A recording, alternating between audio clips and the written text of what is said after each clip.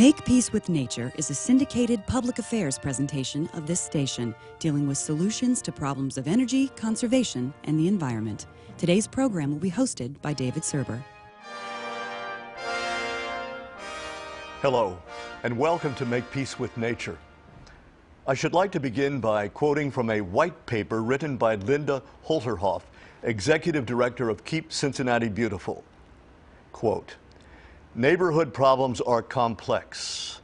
A neighborhood in trouble will have typically high crime rate, numerous vacant buildings, blighted housing and businesses, and declining and abandoned business districts.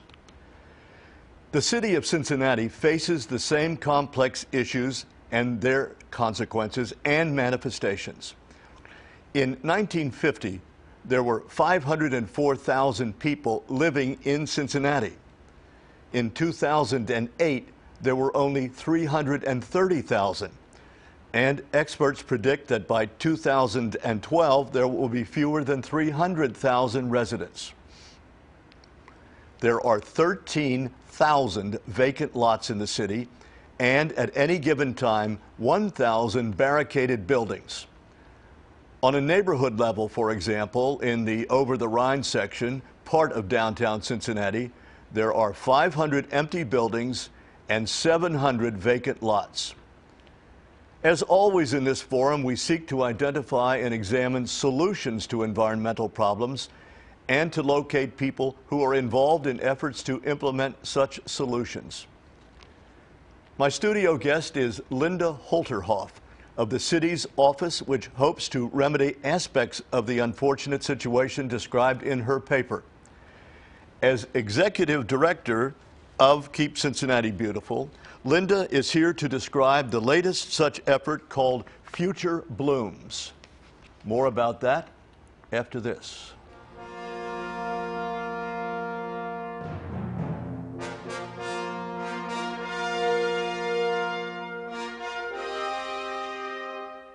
The views expressed on Make Peace with Nature are those of the participants and not necessarily those of this station or the program's underwriters.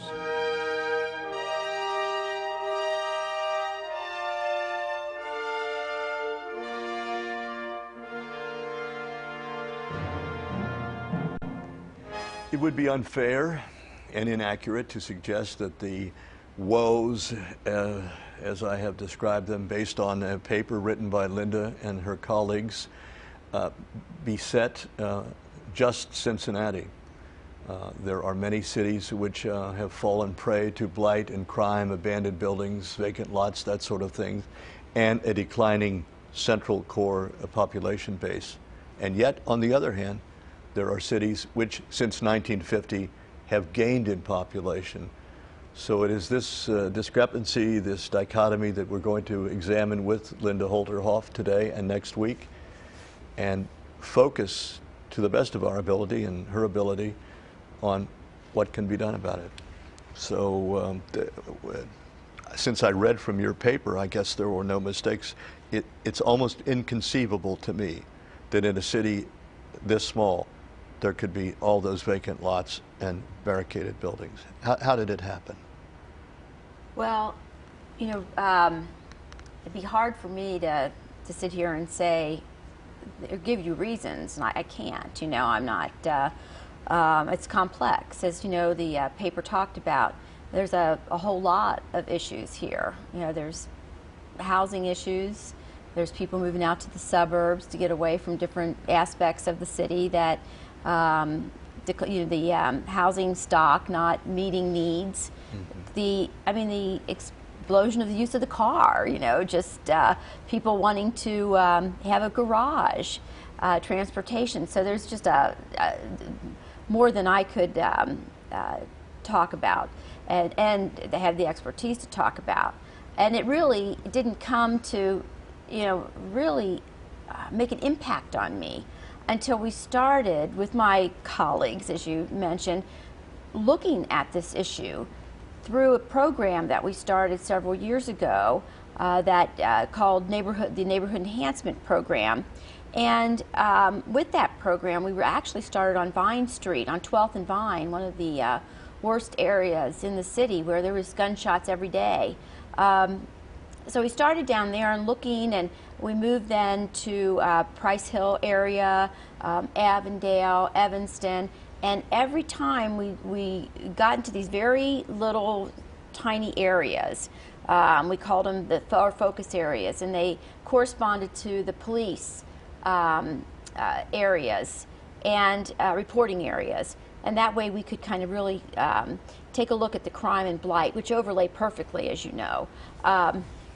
And we went into these areas, and what we noticed over and over again was the vacant buildings that looked so desolate and were desolate, and the weeds up to here. And this is what really hit the neighborhood the hardest.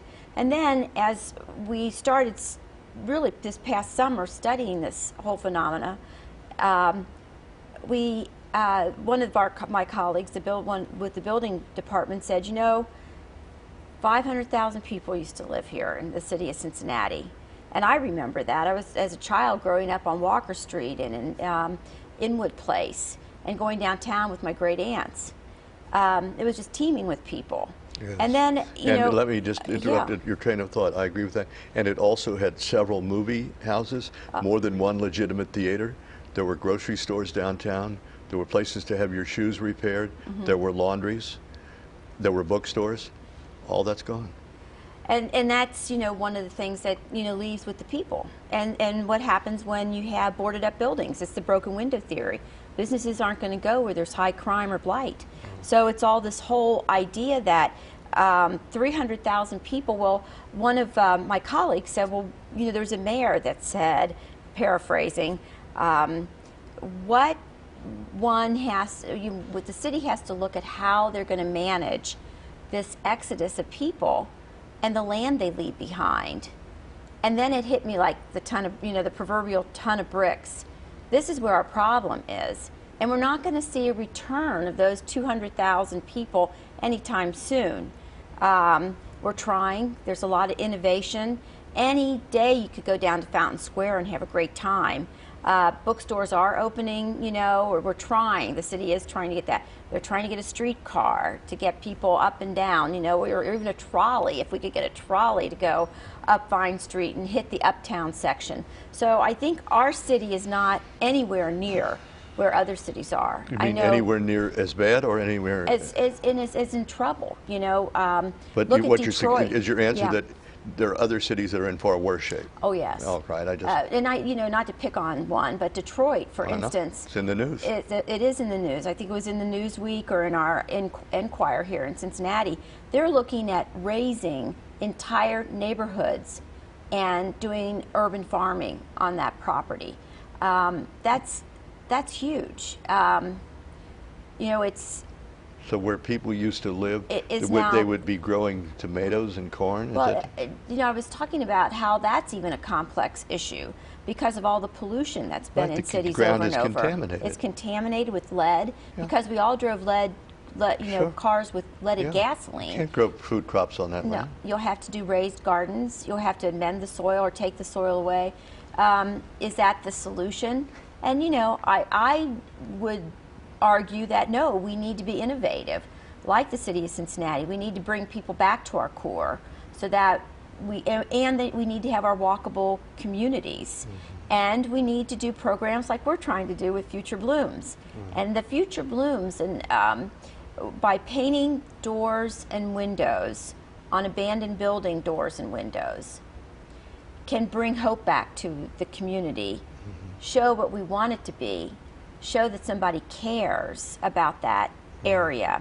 And we have seen that over and over again. We really are concentrating at this time in the Over the Rhine area, although we've done in Mount Auburn and been in Walnut Hills, but we've been really focused on trying to have high impact. And the reason why we chose a simple door and window is so that we could be more cost effective.